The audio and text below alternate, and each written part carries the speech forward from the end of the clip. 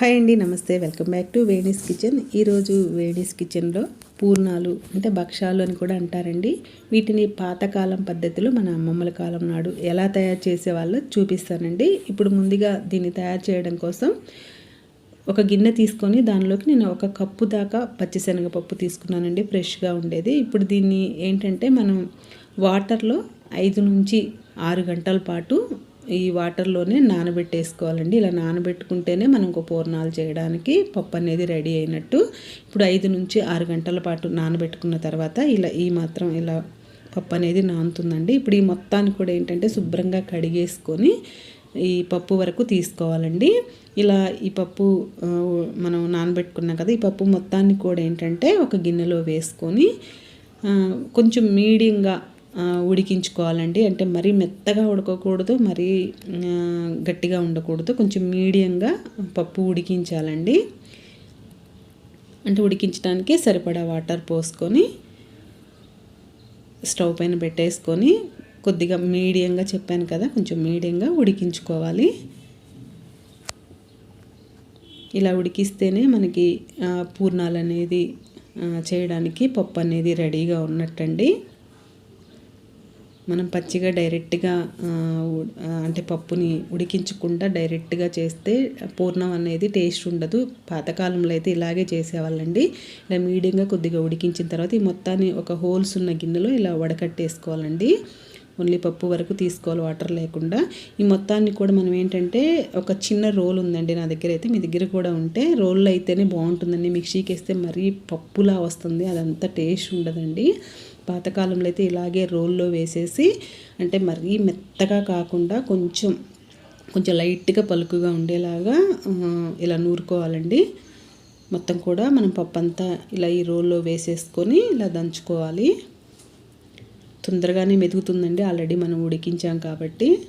చూడండి, ఇలా కొద్దిగా ఇలా మెదిగింది కదా. ఇప్పుడు దీన్ని ఏంటంటే ముందుగా ఒక గిన్నెలోకి తీసి పక్కన పెట్టుకుందాము. మనం బెల్లం కూడా దంచుకోవాల్సి ఉంటుంది దీంతో పాటు. కాబట్టి ఒకేసారి వేస్తే ఆ బెల్లము ఇది కలిపి ఒకేసారి ఇప్పుడు దంచామంటే మెదగదండి తొందరగా. అంటే బెల్లం కొంచెం గట్టిగా ఉంది కదా, అందుకని ఈ పప్పు ముందుగా తీసి పక్కన పెట్టుకొని నేను 1 కప్పు దాకా శనగపప్పుకి అరకప్పు, అదే కప్పుతోటి అరకప్పు దాకా బెల్లం తీసుకున్నానండి.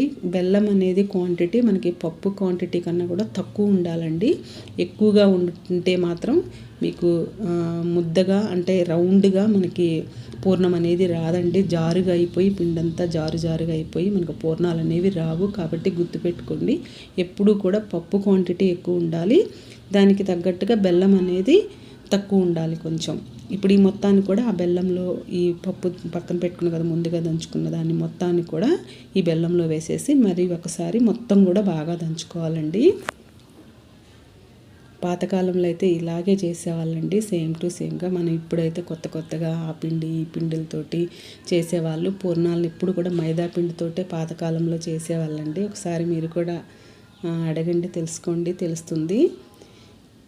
ఇప్పుడు ఇలా మొత్తం మెదిపాం కదా, మొత్తం ఇలా మెదిగిన తర్వాత దీనిలోకి యాలకుల పొడి కొద్దిగా వేసుకొని మళ్ళీ ఒక్కసారి మొత్తం కలిసేలాగా బాగా దంచుకోవాలండి. ఆ బెల్లము ఆ పప్పు మొత్తం ఈ మాత్రం దంచుకుంటే సరిపోతుందండి, ఇంకా రెడీ అయిపోయినట్టు. ఇది మొత్తాన్ని మళ్ళీ ఒక గిన్నెలోకి తీసుకుందాము.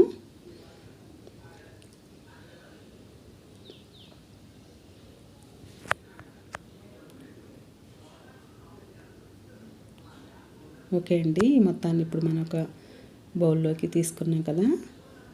చూడండి, ఒకసారి ట్రై చేద్దాము మనకి ముద్దలా ఎలా వస్తుందో. ఇలా రౌండ్గా చూడండి, ఇలా రౌండ్గా వచ్చేసింది కదా. ఇప్పుడు మనం ఏంటంటే ఇప్పుడు ఆ పిండిని దంచి పక్కన పెట్టేద్దాం కొద్దిసేపు. ఈ లోపల పూర్ణాలు చేయడానికి మనం పిండి వాడుకోవాలి కదా. ఈ పిండి ఏంటంటే మైదా పిండి అండి. పాతకాలంలో అయితే మైదా పిండి మాత్రమే తీసుకునేవాళ్ళు, ఇప్పుడైతే దోశలో ప్యాటర్న్ అలా తీసుకుంటున్నారు. మైదాని తీసుకొని దీనిలో ఇప్పుడు కొద్దిగా అంటే పించ్ ఆఫ్ సాల్ట్ అండి, కొంచెం లైట్గా సాల్ట్ వేస్తే టేస్ట్ బాగుంటుంది స్వీట్లో. అలాగే కొద్దిగా సోడా ఉప్పు, వంట సోడా ఉప్పు ఉంటుంది కదా, అది కొద్దిగా వేసుకొని చిటికెడంతా మొత్తాన్ని కూడా మనకి దోశల ప్యాటర్న్ ఎలా అయితే వస్తుందో అలాగే మొత్తం కూడా బాగా కలుపుకోవాలండి. ఉండలు లేకుండా మెత్తగా మనకి దోశలో ప్యాటర్న్ ఎలా అయితే ఉంటుందో అలాగే మనం ఇలా మెత్తగా మొత్తం కూడా కలుపుకోవాలి. ఒకసారి ఇలా చేయండి, టేస్ట్ అయితే చాలా బాగుంటాయండి, మీ అందరికీ కూడా నచ్చుతుంది. చూడండి, ఇలా మెత్తగా బాగా కలుపుకోవాలి. ఉండలు లేకుండా చేసుకోవాలండి. మెత్తగా దోశల ప్యాటర్న్ లాగా ఇలా సరిపోతుంది మాత్రము.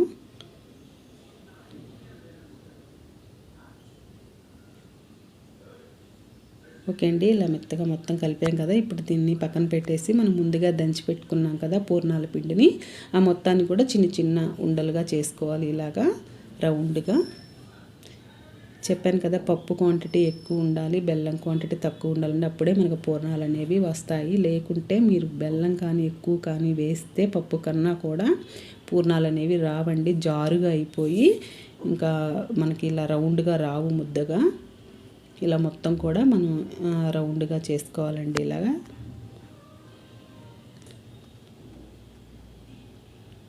ఓకే అండి, ఇలా చేసుకున్నాం కదా. వీటిని ఇప్పుడు పక్కన పెట్టేసి మనం పూర్ణాలు చేసుకోవడానికి డీప్ ఫ్రైకి సరిపడా ఆయిల్ పోసుకోవాలండి. ఆయిల్ అంతా హీట్ అవుతుంది కదా. ఈ లోపల మనం ఆ పిండిలో ఇప్పుడు మనం రౌండ్గా చేసుకున్నాం కదా పూర్ణాలు మొత్తాన్ని కూడా ఈ మైదాలో వేసుకొని, ఇప్పుడు ఆయిల్ హీట్ అయిన తర్వాత ఈ ఆయిల్లో మొత్తం కూడా మనం ఈ పూర్ణాలని ఒకటొకటిగా దానిలో ముంచేసుకొని ఇలా వేసుకోవాలండి.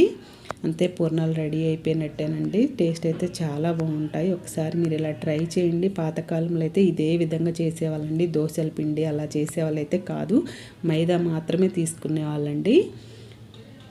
ఒకసారి ఇలా ట్రై చేయండి, మీ అందరికీ కూడా నచ్చుతుంది. బాగా మనకి రెండు వైపులు కూడా బాగా కాలాలండి. లోపల మనకి పూర్ణమంతా కూడా బాగా కాలేలాగా కాల్చుకోవాలి.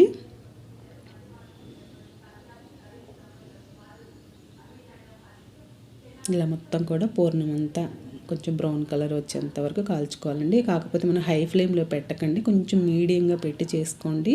హై ఫ్లేమ్లో పెడితే తొందరగా కాలినట్టు అనిపిస్తుంది, కాలవు.